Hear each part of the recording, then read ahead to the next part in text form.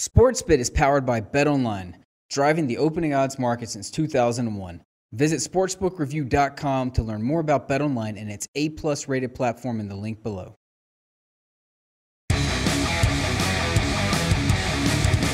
Boom! Welcome to SportsBit. Betting Insight today, Pauly and Teddy, Tuesday, November 14th. 3 games, big game breakdown. Number 1 against number 2 in college basketball. We got Kentucky and Kansas as well, both from Chicago. And we'll get to Ohio and Akron. Big game in the MAC. Deep dive Tuesday means Dave Mason, BetOnline. A $100,000 parlay already cashed in college buckets. Bad beats, bad bets, bad for the books. Dolphins lose. A vicious beat if he had the first half under. 10-7, 40 seconds left. Backed up at their own 20 for whatever reason they throw. Cutler throws it right to Kuechly. Goes over. Carolina punches it in, 17-7 at the half. And then they run them out in the second half as it looked like Miami was demoralized after that interception. Yeah, I mean, one play turned that game. One play was brutal, obviously, for first half underbettors, with Cutler throwing the pick at the worst possible time. That game was 3-0 with 7 minutes left in the second quarter. When you don't cash under tickets in those type of situations, it's pretty tough to swallow. There was a lot of Miami money last night. The Sharps all over the Dolphins. There was enough public money on Miami, too, driving that line a +9 down to +8. But, I mean, hard for me to say which side of the ball the Dolphins looked worse on. Maybe the defensive side, because there was pure quit in that game. The Panthers, 11 of 14 on third downs, 4 touchdowns and 4 red zone tries. What they give up? 294 rushing. 294 rushing, 254 passing. That's the first defense to allow 250 rushing and passing in the same game in the NFL all season. So, Cutler was bad. The Dolphins' defense was worse. There was a lot of quit in Miami on national TV last night. All right, how about some bad bets? The Lakers-Suns total, 227.5 to 230.5. It was 100-93. Look at what the markets are doing. Is the Lakers, they taking over money, and on this road trip, the Lakers are playing nothing but unders. Yeah, and every single game on the road trip, significant over money. Every single game on the road trip, the game stays under by double digits. The last time Phoenix and LA played in Phoenix, that was 132 to 130. Last night, 100-93. Lakers are playing defense, and the markets don't seem to be willing to accept that yet. Clearly, when we see the money pouring in on the over again last night for the 4th consecutive game for the Lakers, and that was dead from the get-go, that was a bad bet, Pauly. This was more of the Curry held out of the game, but in any event, 232 down to 224. The Orlando Golden State total. Warriors win 110-100. Yeah, and that's a tough beat if you laid it with Golden State, too. I understand Curry was out and the markets adjusted to reflect that on both side and total, but you're up 20 with 4 minutes to go. It's blowout city in the second half of that game. And the Warriors, by the way, showing a real propensity. Bet against them in the first half, bet on them in the second half. We've seen that consistently throughout this homestand, something to be aware of. But you're up 20 with 4 minutes to go. And then with garbage time, the Magic won 16-6. 10-point victory. Orlando gets the money, even though they weren't necessarily the right side. Bad for the books. Wisconsin, Milwaukee catching 15.5. Bet down to 13. They win outright, and they beat Iowa State on the road by 18. It's the first time in 20 years they've lost their home opener. And bad for the books and a bad beat. A moose. LaSalle plus 2.5 went off the favorite. They get there, but it was the total, which was 144. 50-50 at the end of regulation, not one. 2 overtimes needed to get it over the total. 75-71. It's sitting on 100, and it goes over 144. There's nothing worse.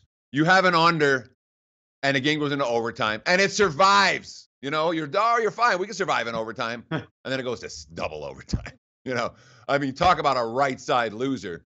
When the total's 144 and they have 100 in regulation, that's a right side. When that bet doesn't cash, nothing you can do, man. Bad beat. That's a moose and a half. My condolences to anyone that had that particular under. And you talk about Iowa State, man. When you're 13-point favorites, they were 15.5 at the opener. when you're 13-point favorites and you lose at home by 18 to Wisconsin-Milwaukee, we can expect a significant market adjustments. Cyclones look way, way down so far this season. The market's making a mistake here with Gobert out for the Jazz. Yeah, I was shocked last night when we were talking about Minnesota laying 3 at Utah. You look at who the Jazz are trotting out as their starting 5. You look at their interior defense without Rudy Gobert. And Gobert, again, he's a guy who, I don't think he was an all-star last year, certainly is the key to the Utah Jazz defense. They were run out of the gym by Minnesota, wire-to-wire job last night. And the numbers I'm seeing for the Jazz, in my mind, not fully reflecting the absence of Rudy Gobert. He'll be out for at least the next 4 weeks. And in the meantime, you want to price the Jazz, perhaps like a lottery squad. All right, hold on to your hats. Number 1 against number 2, and number 4 against number 7. A doubleheader in college basketball, and the winner likely goes to the MAC title game tonight with Ohio and Akron. Straight ahead, big game breakdown, sports bet, betting insight today on SBRpicks.com. Hey guys, thanks for stopping by Sportsbook Review, YouTube's largest sports betting channel. Every day we're here giving you the most up-to-date news and info, all to help you make the best bet. On top of that, guys, it's free. So look, do us a favor, click the like button, subscribe to our channel, leave a comment or a question. Our goal here is to make sure that everyone becomes a smarter, better. So join the SPR Army today and start winning with Sportsbook Review. Back on Sportsbet, betting insight today, Pauly and Teddy. Big game breakdown, sponsored and powered by BetOnline. Michigan State and Duke, number 1 against number 2. The Dukies are 2 and 156 the total from Chicago United Center. Expect a lot of Michigan State fans to make the trip. Running theme of this doubleheader, 17 of the 20 starters will be freshmen or sophomores. How college basketball has changed. Michigan State will start 4 sophomores and a junior. And the great story here where Izzo tells Bridges to go to the NBA. He says, no, I'll come back. He's a 16-8 guy. And a big reason why they're number 2 behind Duke in the first ranking. Yeah. And again, Michigan State starting 4 sophomores and a junior, and yet they're as experienced as any team in the top 10.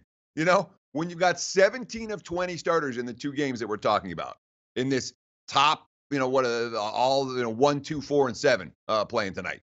You know, when 17 of the 20 starters are freshmen or sophomores, you know what you can expect? You can expect a lot of growing pains. Not so for Michigan State. With the 4 sophs and a junior, they have the requisite experience. And boy, he gave his freshmen a lot of minutes last year. They've still made the big dance. Remember, that was in question last March. But it certainly set the foundation for this season. Tom Izzo thinks he's got a pretty good squad. Quote, we've got everything you need. We've got great guys and great team chemistry. This might be the best player, guy, student group I've ever had. Now it's the getting it to be on the court chemistry.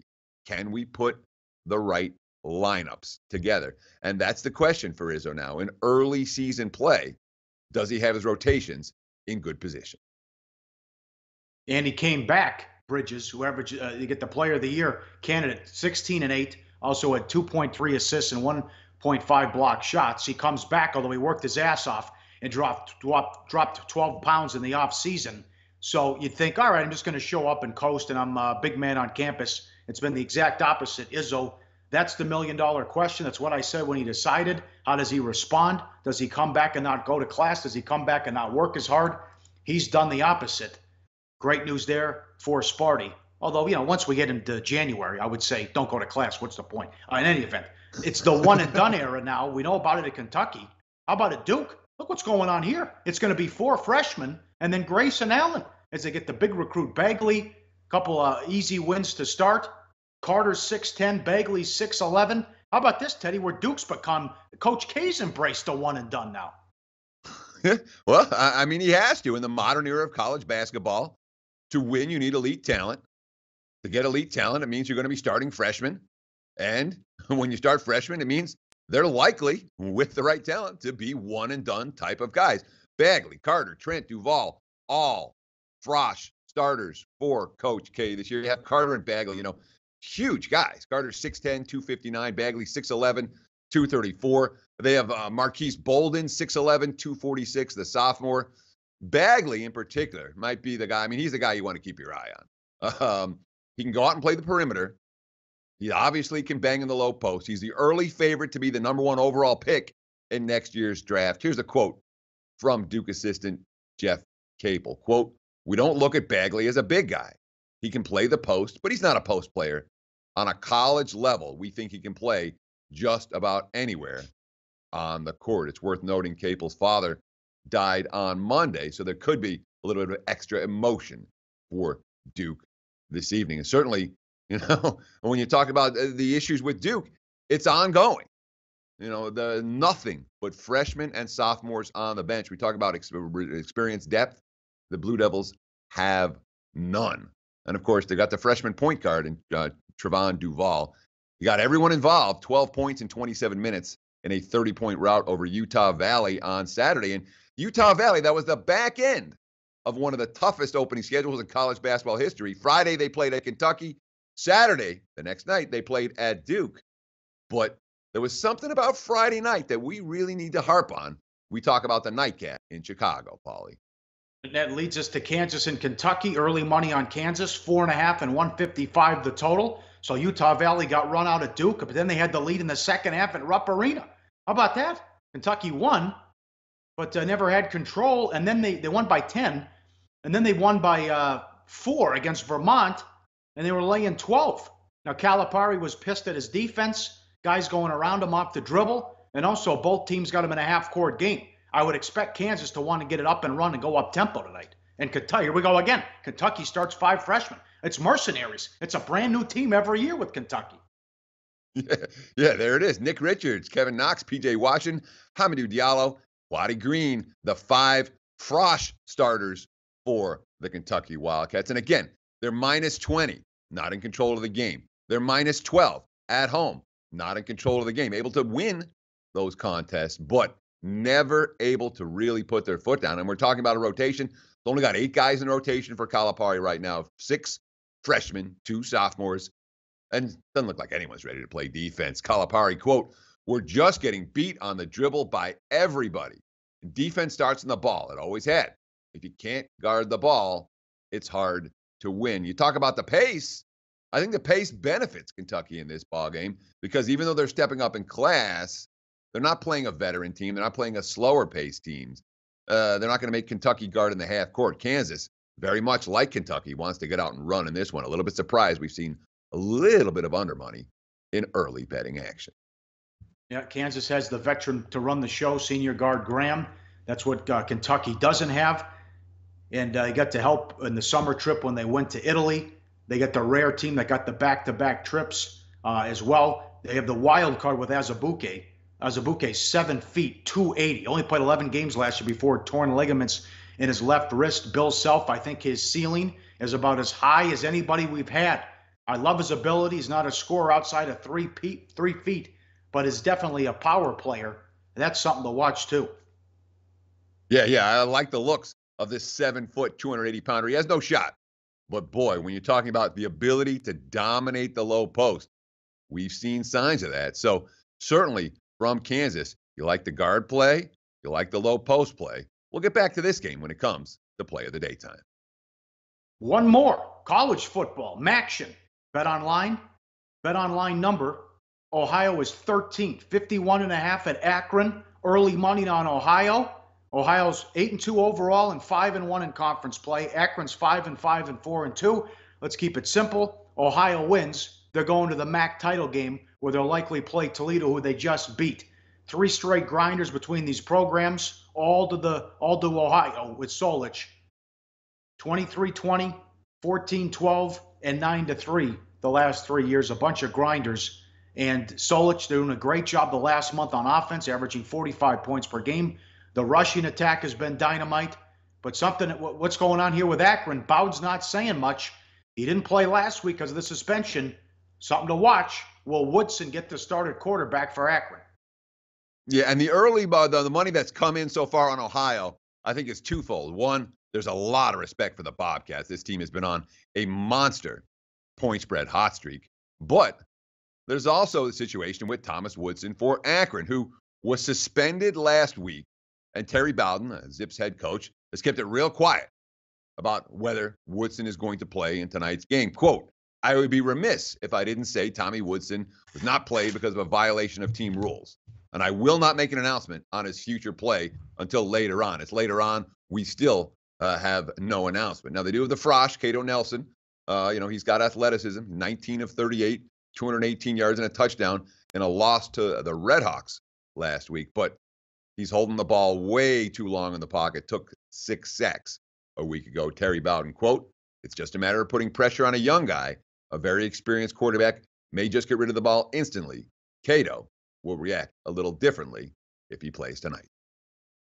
And our stats guy loves this. Ohio doing it with the power running, and power running teams get stronger as the season wears on. 4-0 straight up in ATS since they were upset by Central Michigan and lost by 3, and beat down to Toledo a couple weeks ago. Last 4 games, plus 77, the margin from the spread, 45 points per game, 300 rushing yards, and 6.5 yards per rush. And you throw up this graphic again, the balance in the running game. Rourke has 17 touchdowns. You see the running backs as well. A lot to like there, Teddy, with how they're getting. Some people think this is the best team Solich has had. They had that Friday night loss at Purdue, but since they were upset by Central Michigan, they're kicking ass and taking names. And that's a good Toledo team. That's 8-2, and the only loss is to Miami outside of conference on the road, and they scored 30 points on Miami. Yeah, I mean, the Rockets were in that ball game in a competitive fashion. This Bobcats team has impressed the hell out of me over the course of the last month. No question.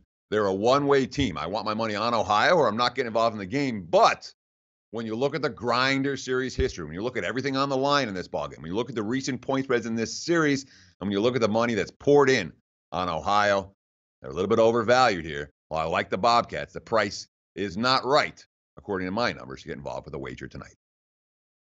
All right, very good. Up next, Dave Mason, the deep dive from BetOnline. A $100,000 money line basketball parlay you won't believe, and we'll recap how the books and players made out straight ahead on Sportsbet. Betting Insight today on SBRpicks.com. Go to SBRodds.com. Browse, compare, and shop live odds available at top online sportsbooks. Welcome back to Sportsbet. And like we do every Tuesday here on the show, we go to Costa Rica. Take a few moments with one of our favorite offshore bookmakers, Dave Mason from betonline.ag. Dave, how are you doing on a Tuesday morning? Oh, pretty good there, Teddy. Weekend was good action. Saturday was great. College was awesome. NFL started out great. Then we gave it pretty much all back on the Patriots game. But yeah, we also had a little earthquake down this part of the world too Sunday night, so that kind of shook everybody up. But we're here. Let's go. Well, let me ask you about that. An earthquake. I've never been in an earthquake. What happens, and does it affect your infrastructure down there? I mean, what happens? You kind of sit there and look at each other like, what the hell should we do? And some people sit there frozen. Some people run down. I was in a restaurant. Some people are running down the street. Some people are laughing. Some people are crying. And then you just wait for the aftershock, and sure as hell that comes a little bit later, and you're like, holy hell!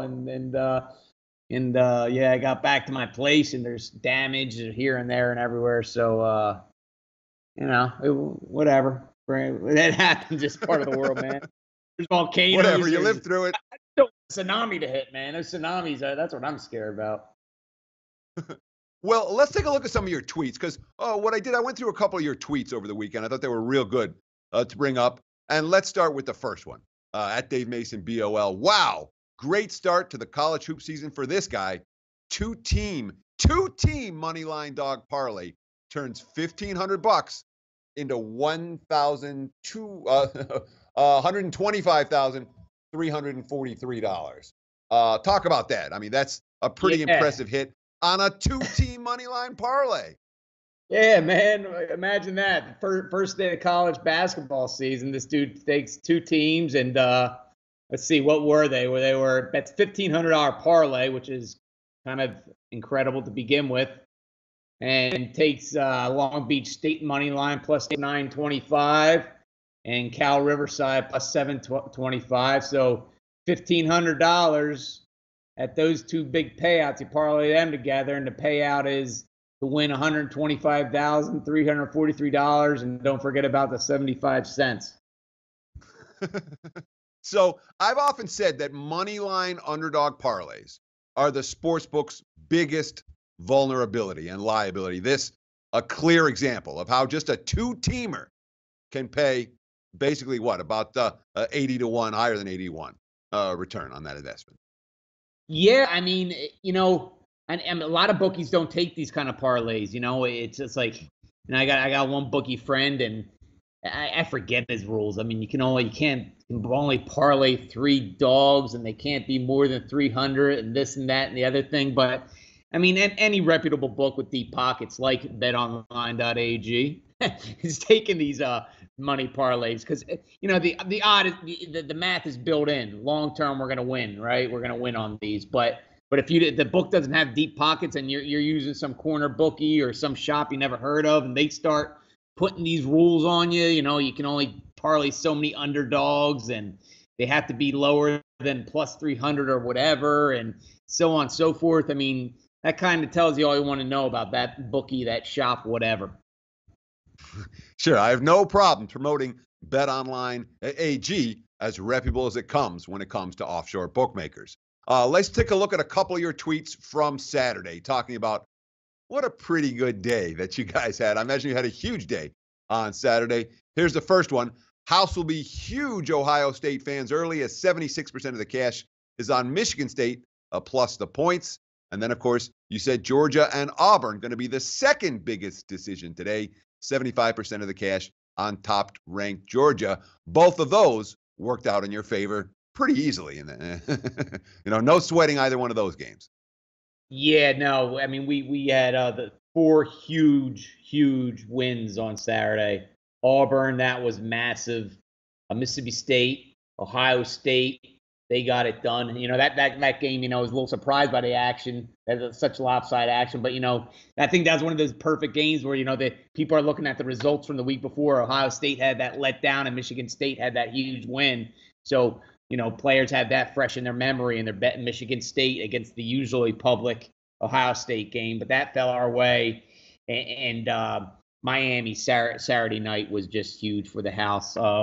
You know, players won in South Carolina, Wake Forest, Indiana, Oklahoma, but overall, 0 complaints from college football this past weekend. I'm sure. When games like Miami or Ohio State with very one-sided action when it comes to recreational players comes through, you're certainly looking at a good day. On Sunday, however, let's see. Here's a tweet from @DaveMasonBOL. As of now, the Bears are our biggest liability, just 24% of the cash on the Packers, a plus of 4.5. So that one worked out well for you. You said you had a good start to the day, but what, Broncos, Patriots didn't work out for you too well to close out the night. No, that was brutal. I mean, the day games, you can't get much better. You know, Packers huge, Indy huge, 49ers huge, Tampa huge. Players had the Lions. That was really their only big game during the day, but that night game, and it was like 83% of the spread action was on the Patriots. And of course, you know, the teasers, that was like 7.5 points. So every teaser was keyed in on that game. So as big as our day went, I mean, we lost it just about all of it back on that Sunday night game. It was so big between the money line, the spread, and the teasers. It was definitely our biggest loss of the year for one game, outside the Super Bowl, of course. But well, I have no sympathy for you, Dave Mason. I got my ass kicked all weekend, but I'm sure there are folks out there that are very interested in the fact that BOL didn't have a good Sunday night, and yet everyone's still open for betting on Monday morning. Let them know one good bonus they can take advantage of today if they want to open up a new BetOnline.ag account. All right, let's do that. If you do not have a BetOnline.ag account, we have plenty of bonuses. The most popular is the 50% welcome bonus. Use promo code NEW2500 to get a 50% welcome bonus up to $2,500 worth of free played bonuses. All the terms and conditions can be found at www.betonline.ag/promotions. Sounds good. Dave Mason from betonline.ag. We'll talk to you again next Tuesday. Thanks to Dave Mason. Nice work, Teddy. Money time play of the day. You teased it. Back to Kentucky and Kansas. What do you want to do? Sure. Let's take a look at betting number 529. And we're going to look at Rock Chalk Jayhawk, Kansas, minus the 4.5 against Kentucky at the United Center this evening. I don't think Kentucky's got a ton of talent. I don't think they're ready to take on upper echelon competition. And Kansas will be able to take advantage of summer trips both this year and last year. They're the better team right now. I think they'll show it. Jayhawks, minus the 4.5. That's our play of the day. All right, very good. Enjoy the games. A lot going on. We'll recap what the committee does tonight, the college basketball games, and also the 2 games in the MAC. Tomorrow, we'll preview the Titans and the Steelers, a great Thursday night game, and early week line moves in the NFL, and a special announcement on Wednesday's show. We'll talk to you then on SportsBet. Betting Insight today on SBRPicks.com.